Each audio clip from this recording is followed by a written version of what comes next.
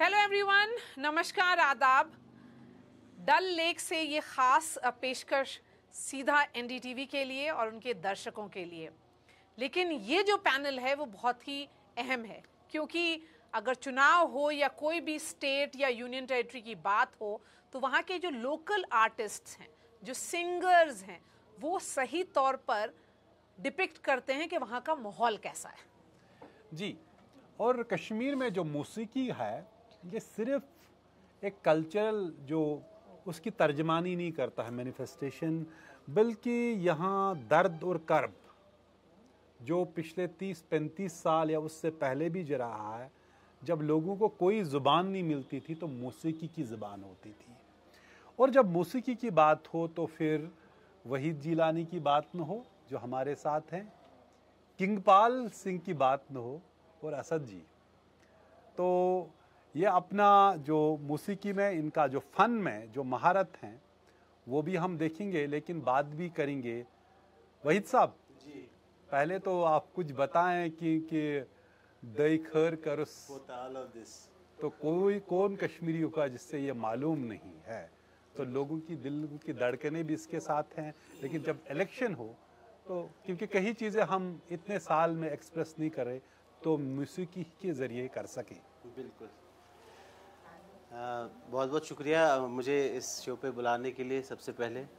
और बहुत ही खुशाइंद बात है कि मैंने ये इस चैनल पे बहुत बार पार्टिसिपेट किया है ऐसे प्रोग्राम्स में, और बहुत अच्छा लगता है कि हम कोई हमारी जो कल्चर है, आर्ट की बात करता है, हमारे आर्टिस्ट का व्यू पॉइंट लोगों तक पहुंचाता है। तो रही बात जो आप चाहते हैं कि मैं गाने से शुरुआत करूं, दईखर करुस पोत आलो दिस या उश्दद राय त्राव मत्यो युस शाम डलित अजनन वोरी गर त्रवित कोहु कोत द्राव मत्यो दईखर करुस पोत आलो दिस या ओष्दद राय त्राव मत्यो। Thank you. वहीद भाई, जो लोग समझ नहीं पाए जी, उन लोगों के लिए ट्रांसलेट भी कर दीजिए। ज़रूर इसने दिलों को जोड़ा होगा, क्योंकि मौसीकी की ज़बान नहीं होते, लेकिन फिर ज़बान की अपनी तर्जमानी होती है। ये जो यहाँ के जो बहुत सारे मसाइब परेशानियाँ लोगों में जो थीं, तो जो अपने घर से दूर गया है, चाहे परदेश में गया है, तो उसके लिए दुआएं करें ताकि वो अपने वापस अपने वतन लौट आएँ, खुशहाली से अपने वतन में रहें। इसका एक क्रक्स यही है। खुशहाली की जो आपने बात की बहुत बहुत अहम है, क्योंकि सारे पॉलिटिकल पार्टीज इस बार खुशहाल कश्मीर की बात कर रहे हैं, एक विजन के साथ आए हैं। तो जो युवा क्या सोचते हैं? किंगपाल, देखिए, जहाँ तक एंटरटेनमेंट की बात, अगर हम कश्मीर को लेके चलें तो एंटरटेनमेंट के हालात कुछ इतने ज़्यादा अच्छे हैं नहीं। आप इसको कह सकते हैं कि मैं कुछ नेगेटिव बोल रहा हूँ, बट ये सच्चाई है। यहाँ जो आर्टिस्ट है वो बहुत ज़्यादा स्ट्रगल करता है, उसके पास जितने भी रिसोर्सेज थे अपना फ़न दिखाने के वो बहुत कम हो गए हैं। चलिए, थैंक गॉड आजकल क्या है कि चलिए लोग खुद अपना गाना रिकॉर्ड करते हैं, उसकी स्ट्रीमिंग खुद कर लेते हैं, बट वो प्रोसेस जो है वो एक रीजनल स्टेट के लिए बहुत कम है। जैसे अगर हम हल्का से जाएँ, पंजाब की बात करें, 60,000 करोड़ का म्यूज़िक इंडस्ट्री है। हम बॉलीवुड की बात करें, 85,000 करोड़ की इंडस्ट्री है। और चलिए, पंजाबी बोलने वाले लोग 15 करोड़ के करीब हैं, तो हम कह सकते हैं कि उनकी तादाद थोड़ी ज़्यादा है इस वजह से शायद। लेकिन हम भी करोड़ 1.5 करोड़ के करीब है, उसके मुकाबले में कम से कम हमारी इंडस्ट्री भी 50 करोड़ तो टच करे। और वो तभी करेगी जब हमें वैसी फैसिलिटीज़, यहाँ जो चीज़ें पहले थी। अब बिलीव करेंगे, मैं I live in Mumbai now, it's been 8-9 साल हो गए। तो उससे पहले मेरे को बहुत सारे प्रोडक्शन हाउसेस दिखते थे, म्यूज़िक के हाउसेस दिखते थे हाँ, यहाँ कश्मीर में 2007-2008 की बात की जाए अगर। लेकिन आज सब गायब है, कुछ नहीं है, लोग बंद कर चुके हैं। इवन मैं यहाँ ज़ीरो इन, शायद आपको भी पता होगा, मैं जब ज़ीरो इन जब I was very small at that time, मैं वहीद साहब से सीखा हूँ म्यूज़िक। इन्होंने मुझे बहुत गाइड किया है।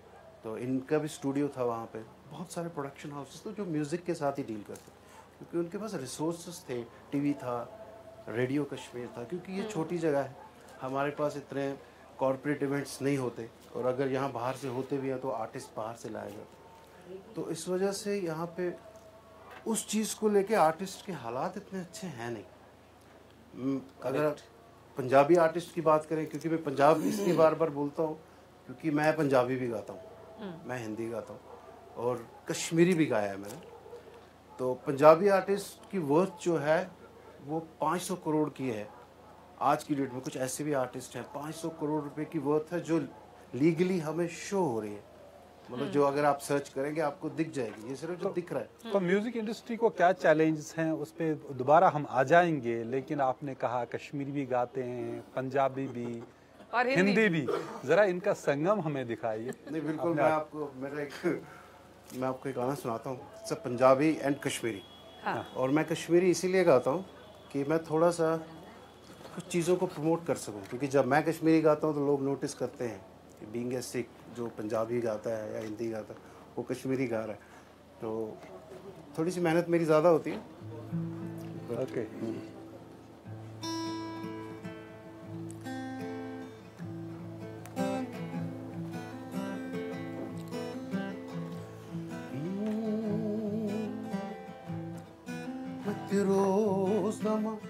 रोज दरिम चानी लोल रे, मत रोज दमा रोज दरिम चानी लोल रे, शनिदार संसु उंगरी गरिम चानी लोल रे, मत रोज दमा बोहाल वनई बोझ का नहीं यार मसारो, ओ मैनू आउंदा नहीं समझाउणा हानियां, अखां दे इशारे वेख लै, ओ मैनू बोलण दा चज नहीं, दिल दे सहारे वेख लै, वो हाल वो नहीं बोझ का नहीं यार मसारो, मैच उशन मार करे चानी लोल रे, शनिदार संसु उंगरी गर्यो चानी लोल रे, मत रोज दमा मत रोज दमा। क्या बात है। तो इससे असल में हाइब्रिड मोड कहते हैं, तो यह हाइब्रिड किसी और चीज को कश्मीर में कहते हैं ना। तो ये है हाइब्रिड, असल में और कोई हाइब्रिड यहाँ नहीं है। तो वहीद साहब, जिस तरह एक बहुत से कल्चर्स को जोड़ देता है ये म्यूजिक, कहते हैं मौसीकी की कोई ज़बान नहीं क्योंकि दिल को छूता है, तर्जमे की बात नहीं है। लेकिन जब हम देखते हैं कि इलेक्शन अब है, कई लोगों के कई चीज़ें मुश्किलात थे, कुछ लोग डेमोक्रेसी लोकतंत्र को मिस कर रहे थे, कुछ लोगों को कहते कि 370 गया, शायद सब कुछ गया, आइडेंटिटी चली गई। तो म्यूज़िक ने कई चीज़ों को जो लोग ज़ाहिरन नहीं बता सकते थे, तो म्यूज़िक ने उसको ज़बान दी, एक्सप्रेस किया।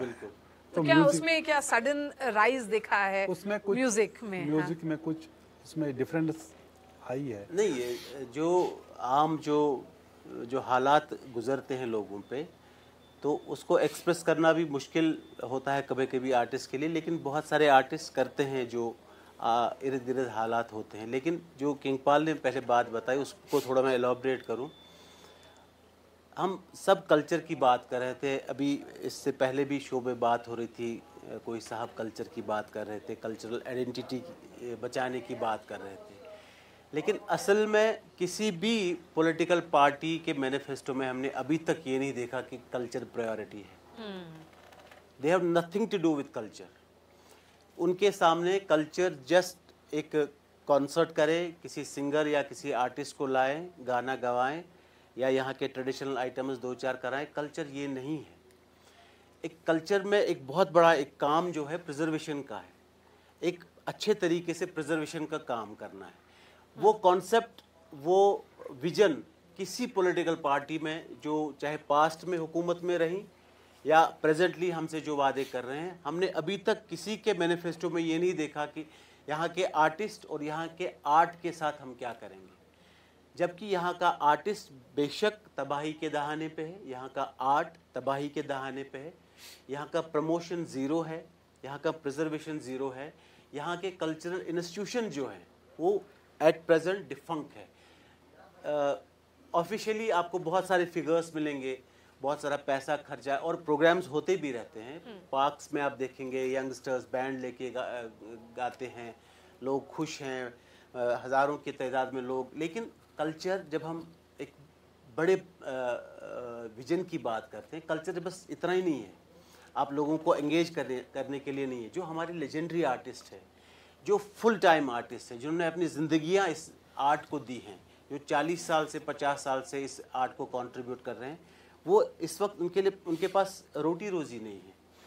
जो बड़े इंस्टीट्यूशंस थे जिनसे हमारा लिवलीहुड चलता था, जैसे डीडी कौशर था, बंद हो गया, बहुत साल से बंद हो गया, कोई फंडिंग नहीं होती।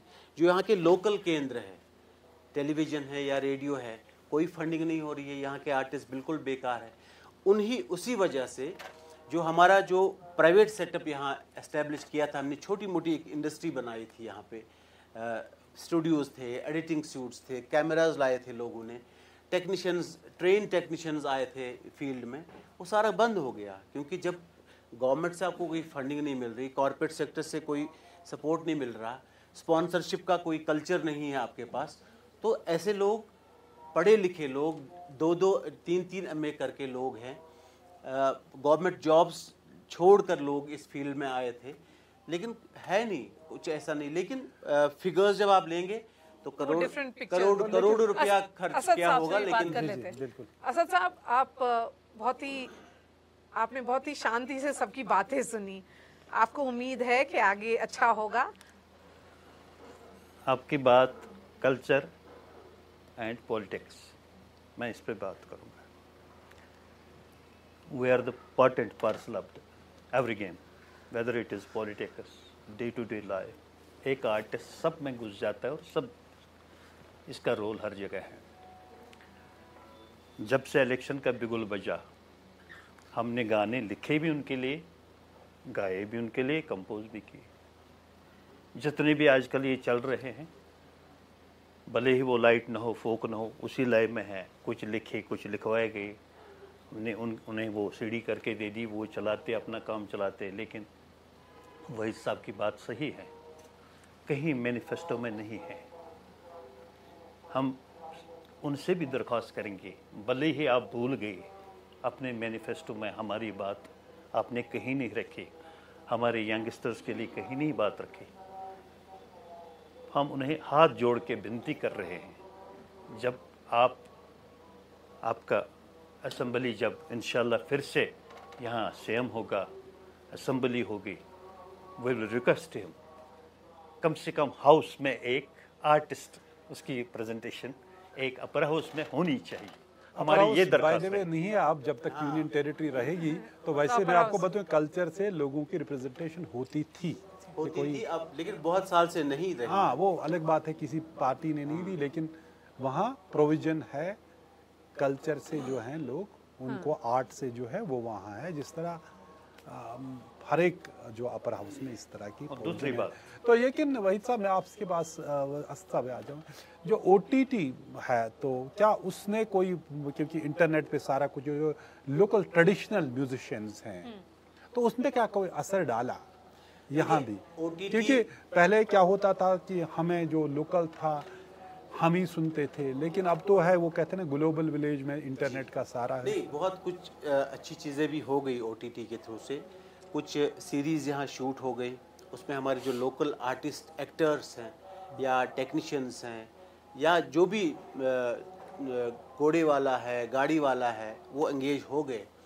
और पिछले 1-2 साल में कुछ अच्छे म्यूज़िकल आइटम्स भी सामने आए हैं। हमारे बड़े फोक उस्ताद हैं, नेशनल अवार्डी हैं, रशीद हाफिज़ साहब, उनका एक बड़ा मशहूर गाना आया, सोशल मीडिया के थ्रू आया, बॉलीवुड के कोलैबोरेशन से हुआ था। तो अभी नूर मोहम्मद साहब ने गाने किए। ऐसी कुछ चीज़ें तो हुई, लेकिन हम लोकली जो बात करें, जहाँ हमें रूट्स को स्ट्रेंथन करना है, जहाँ जिस पौधे को जहाँ पानी चाहिए उसको वहाँ पानी चाहिए।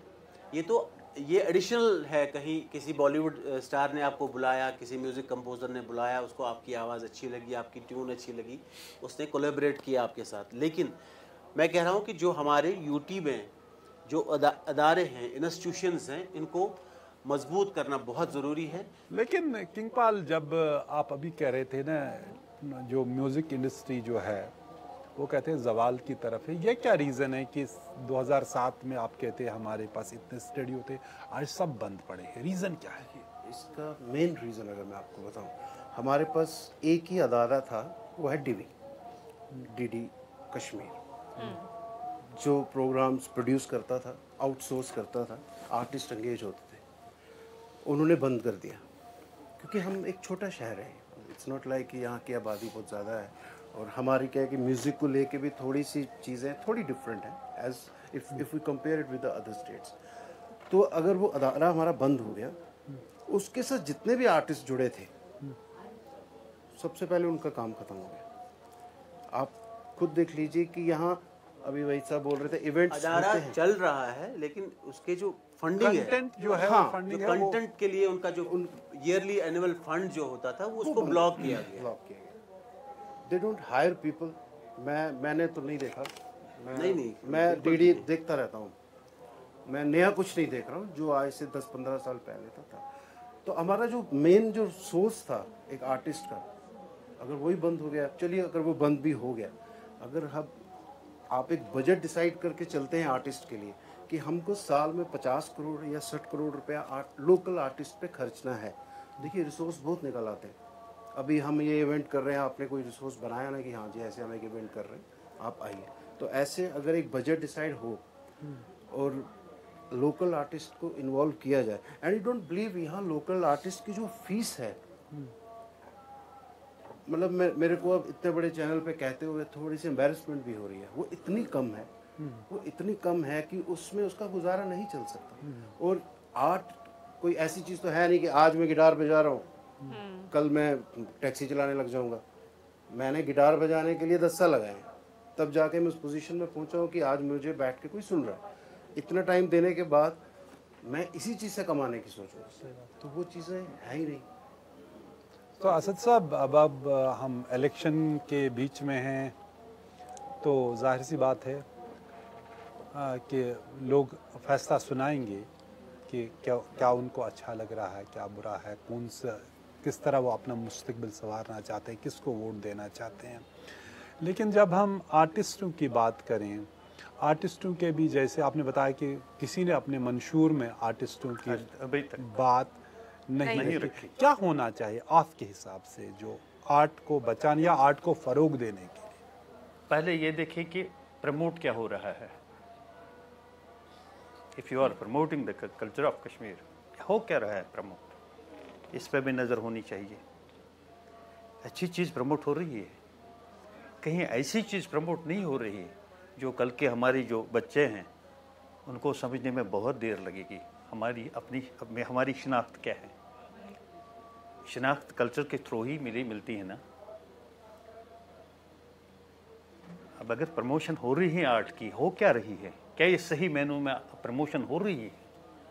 सही मैनू में ये जिनका हम गा रहे हैं, जिनका बच्चे हमारे गा के कमा रहे हैं, उन्होंने किसी धुन पे 3 महीने लगाए क्योंकि चीज़ अच्छी बने और अच्छी यहाँ का जो कल्चर है उसके साथ बने। ठीक है, हम अगर उसको बनाए नहीं, बिगाड़ भी नहीं सकते हैं। पहले ये चीज़ देखनी है व्हाट वी आर प्रमोटिंग। बिल्कुल सही कहा आपने नज़ीर साहब, इनकी बात को मैं थोड़ा एक्सटेंड करूंगा। जो भी गवर्नमेंट बने, आर्टिस्ट किसी पॉलिटिकल पार्टी को न तो अगेंस्ट होता है, न तो वो पॉलिटिशियन होता है, लेकिन जो भी गवर्नमेंट बने, हम रिक्वेस्ट करेंगे कि एक कंप्रहेंसिव कल्चरल पॉलिसी बनाएं। बिल्कुल सही, ताकि यहाँ के आर्ट और आर्टिस्ट को बचाया जाए। बिल्कुल सही। इसी नोट पर और इसी नोट के साथ ये भी मैं बताऊं, अगर इस इलेक्शन में कोई रौनक है, ये इन्हीं आर्टिस्ट की वजह से। जितने भी खास तौर पे म्यूजिक चल रहा है हर पार्टी की कैंपेनिंग में, तो इन्होंने ही बनाया है। वो रौनक उसी से है और यही उस रौनक के चेहरे हैं। असद साहब, वहीद, जिलानी, किंगपाल सिंह, हम हमारे साथ जुड़ने के लिए बहुत बहुत शुक्रिया। और आपने हमारे मंच की शोभा बढ़ाई, रौनक बढ़ाई, सो बहुत बहुत शुक्रिया। बहुत शुक्रिया। Thank you so much.